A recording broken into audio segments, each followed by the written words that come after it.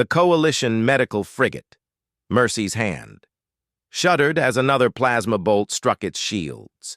Emergency lights painted the corridors in alternating red and amber, while alarms screamed their warnings into air that already tasted of smoke and fear.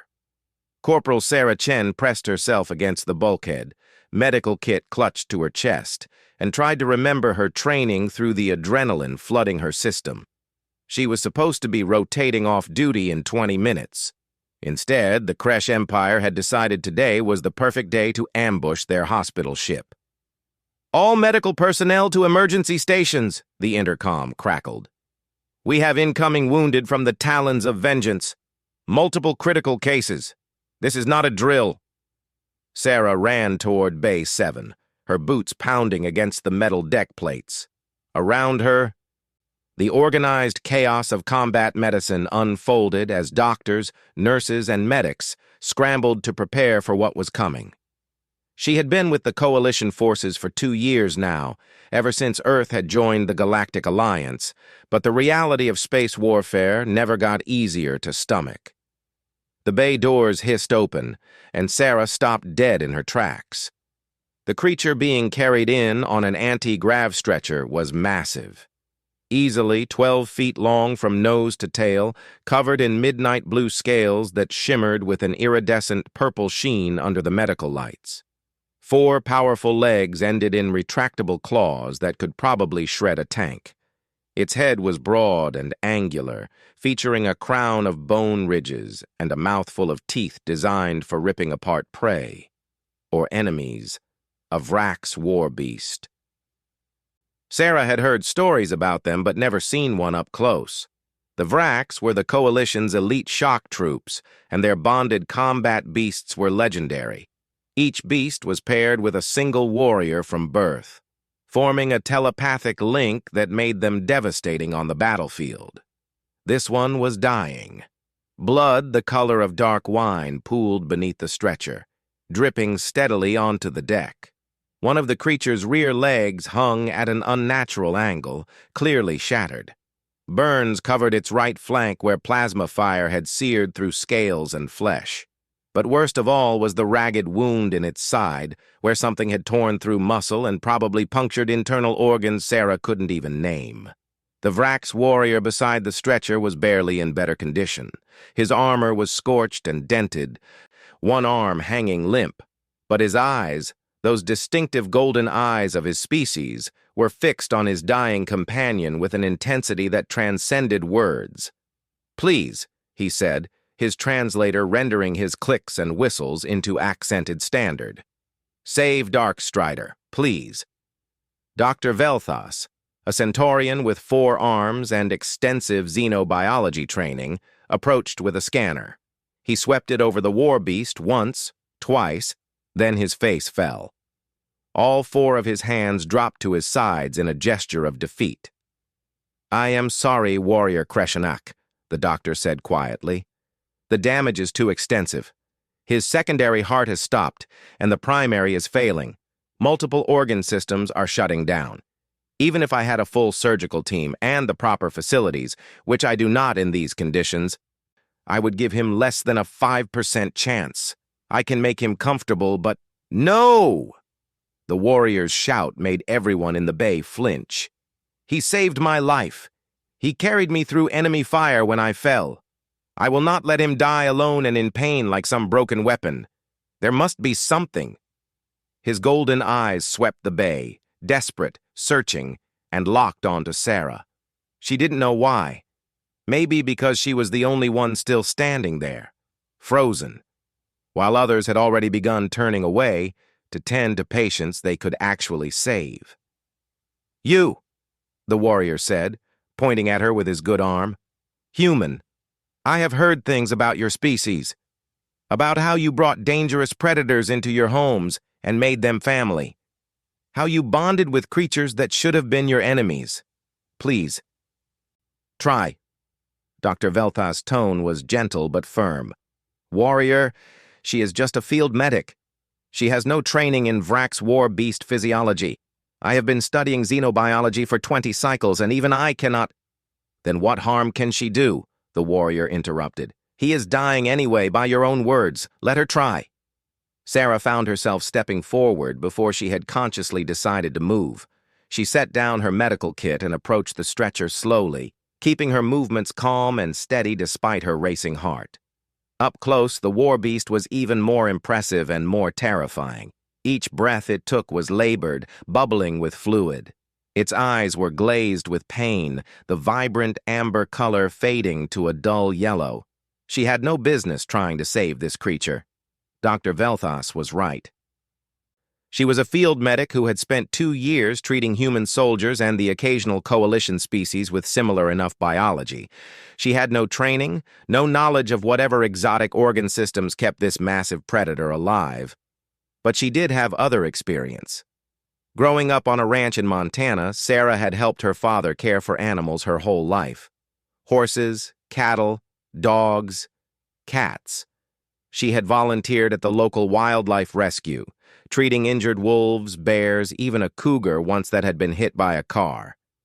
She knew the look in an animal's eyes when it was frightened and dying. She knew how to soothe, how to calm, how to make a connection that went beyond words or species. And looking at this war beast, she saw something familiar beneath all the alien scales and ridges, the way it breathed, the way its muscles tensed, the way its eyes tracked movement with predatory focus even through the pain. It reminded her of a cat, a very, very large cat. "Okay," Sarah said quietly, mostly to herself. She reached out slowly and placed her hand on the war beast's head, right between those bone ridges. The scales were warm under her palm, almost hot. "Relax, buddy. I've treated bigger cats." That was a lie. She had never treated anything even remotely this big.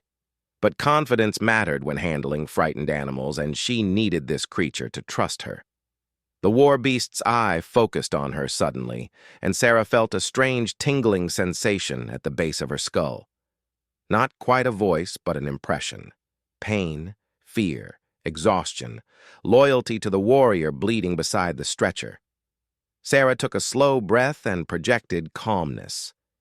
The same way she used to with spooked horses.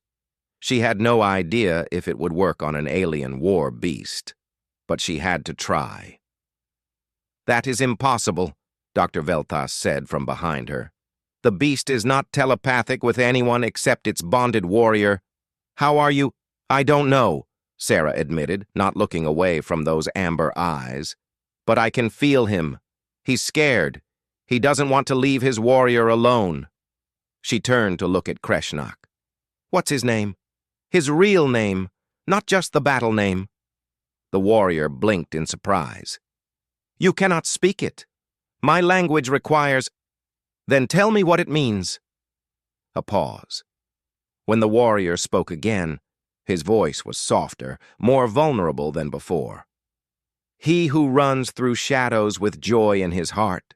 When he was a cub, before the bonding, before the war, he loved to play in the forest at twilight, chasing light beams through the trees." Sarah smiled despite everything and stroked the war beast's head again. "Shadows. I'm going to call you Shadows. Is that okay?"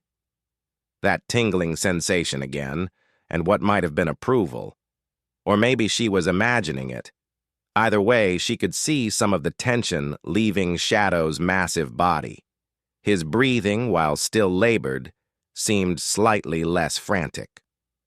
"Talk to me," Sarah said, pulling her scanner from her kit. "Tell me about war beast anatomy. What am I looking at here?" Dr. Velthas moved closer, his earlier skepticism replaced with cautious interest. "They have redundant organ systems, 2 hearts, 3 lungs, dual digestive tracts. The secondary heart stopped working, which puts enormous strain on the primary. The lungs on the damaged side have collapsed. He is bleeding internally from at least 4 different sources." Sarah ran the scanner over Shadow's body, watching the readouts with growing alarm. It was worse than she thought. The creature had maybe minutes left, not hours, but she had seen similar injuries before, just on a much smaller scale. The punctured lung reminded her of the cougar. The broken leg was like dozens of fractures she had set on horses. The internal bleeding was the real problem. But if she could stabilize everything else, maybe Shadow's impressive healing factor would do the rest. Maybe. "I need a high-pressure hemostatic injector," she said, her voice steady and professional. "And somebody get me a bone stabilizer rated for at least 3,000 kilograms of force. Also, I'll need a plasma expander compatible with—" She glanced at the scanner again. "Iron-based blood with a pH of 7.8. "But you cannot possibly—" Dr. Velthus began. "I know I can't," Sarah interrupted. "I'm going to anyway. Are you going to help me or not?"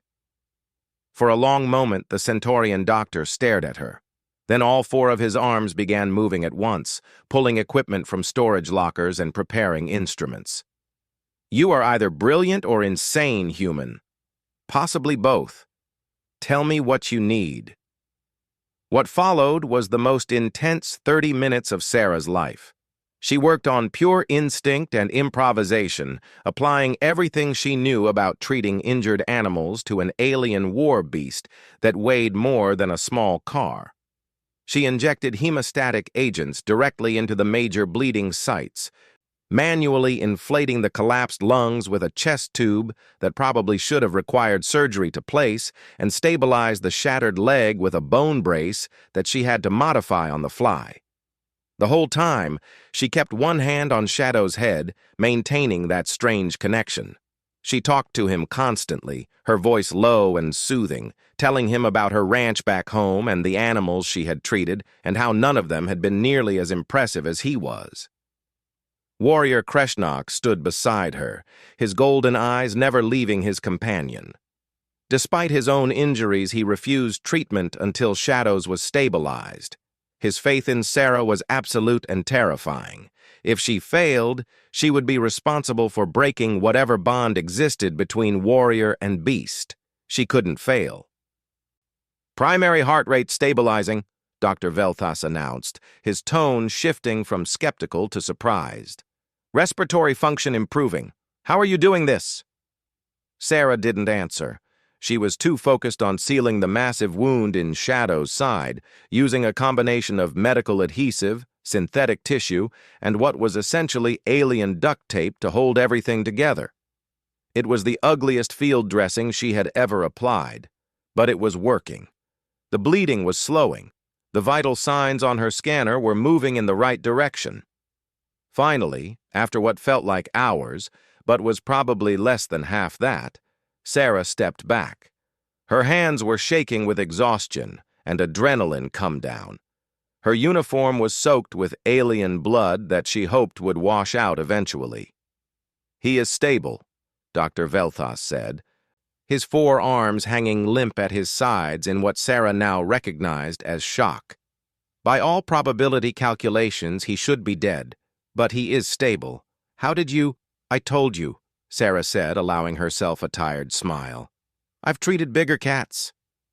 That was still a lie, but at this point, she was committed to it.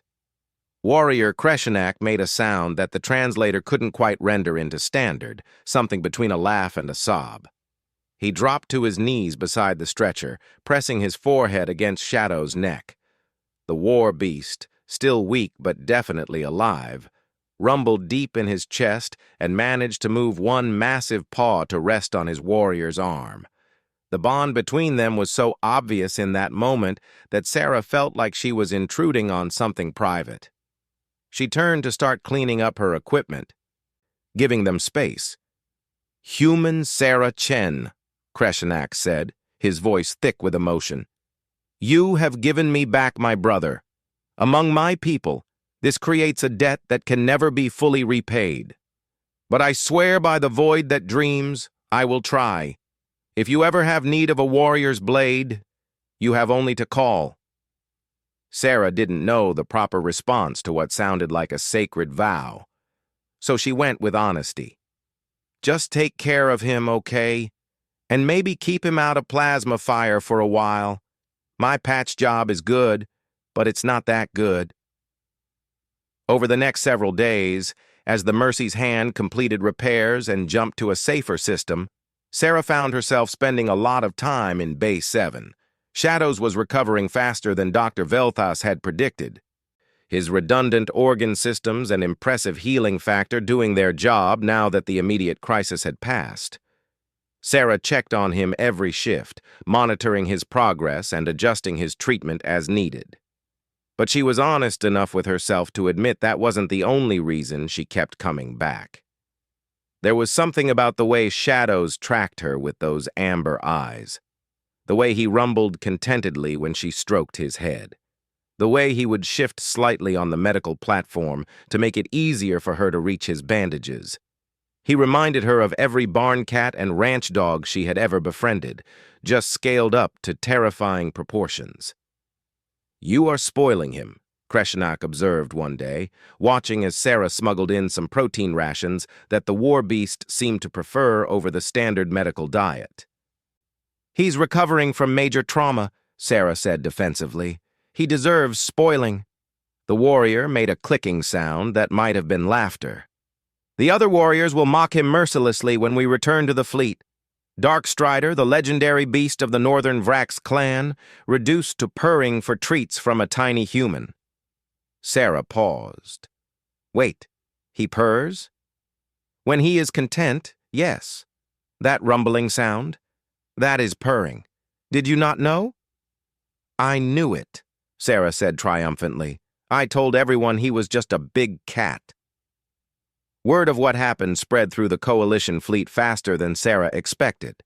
Apparently, saving a dying war beast with nothing but field medical training and sheer stubbornness was the kind of story people wanted to hear.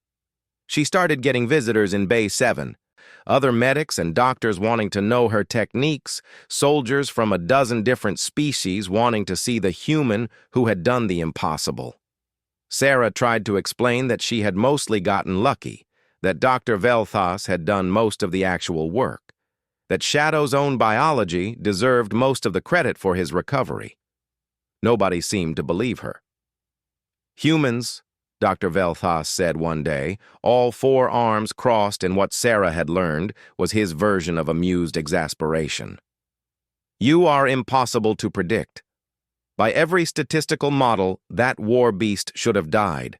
But you looked at him and saw not an alien killing machine, but a frightened animal that needed help. That perspective saved his life." "Is there a point to this?" Sarah asked, uncomfortable with the praise. "The point is that your species continues to surprise us. The Coalition invited Earth to join because you showed potential as warriors and scientists. We did not expect you to teach us empathy." Sarah didn't know what to say to that, so she changed the subject and went back to checking Shadow's vitals. 2 weeks after the attack, Shadows was cleared to return to duty. Sarah felt oddly sad watching the medical platform being wheeled toward the transport bay. She had gotten used to having the massive war beast around, to his contented rumbling when she checked his bandages, to the way Kreshenak would tell her stories about their battles together while she worked. "I will miss your visits," the warrior said, as they waited for the transport to dock. "As will Shadows. He has grown quite attached to you." As if to prove the point, Shadows nudged Sarah with his massive head, nearly knocking her over. She laughed and scratched behind his bone ridges, right where he liked it. "You take care of yourself, big guy," she said. "No more running through plasma fire, okay?" That tingling sensation again, and the distinct impression of disagreement. Shadows had a warrior to protect, and he would run through fire, plasma or otherwise, as many times as necessary. "Stubborn," Sarah muttered, but she was smiling. Kreshenak produced something from a pouch on his belt, a small pendant on a chain made of some dark metal. "This is a warrior's token. It marks you as a friend to Clan Vrax. If you are ever in battle and see our claws and teeth, show this. No warrior of my people will let harm come to you." Sarah took the pendant carefully. It was warm, almost alive, and she could feel intricate engravings under her fingers. "Thank you. I hope I never need it, but thank you."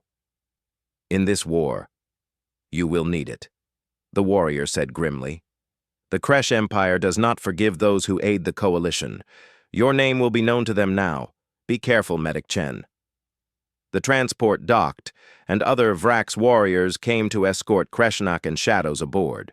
Sarah watched them go, the massive war beast moving with only a slight limp despite his injuries. Just before disappearing into the transport, Shadows looked back at her one more time. That tingling sensation, clearer now. Gratitude, affection, a promise that they would meet again. Then he was gone, and Sarah was left standing in the bay with a strange pendant in her hand and the feeling that her life had just changed in ways she couldn't predict. She was right about that, though she wouldn't know it for months. Word of the human medic who saved Darkstrider spread beyond the Coalition fleet, reaching ears in both the galactic capital and the enemy empire. Some saw her as a symbol of hope, others saw her as a threat to be eliminated. But in that moment, standing in the transport bay of the Mercy's hand, Sarah just felt tired and oddly proud. She had done the impossible, not because she was special or trained or particularly brilliant. She had done it because she looked at a dying alien war beast and saw a frightened animal that needed help. Maybe that was what being human meant. Maybe that was Earth's real contribution to the galactic community. Not weapons or technology or scientific advancement, but the simple, stubborn refusal to give up on someone who needed help, even when all logic said the cause was lost. Sarah tucked the pendant under her uniform and headed back to her quarters. She had another shift in 6 hours, and there would be more wounded to treat, more impossible cases to tackle. But she would face them the same way she had faced Shadows, with determination, improvisation, and the unshakable belief that where there was life, there was hope. After all, she had treated bigger cats.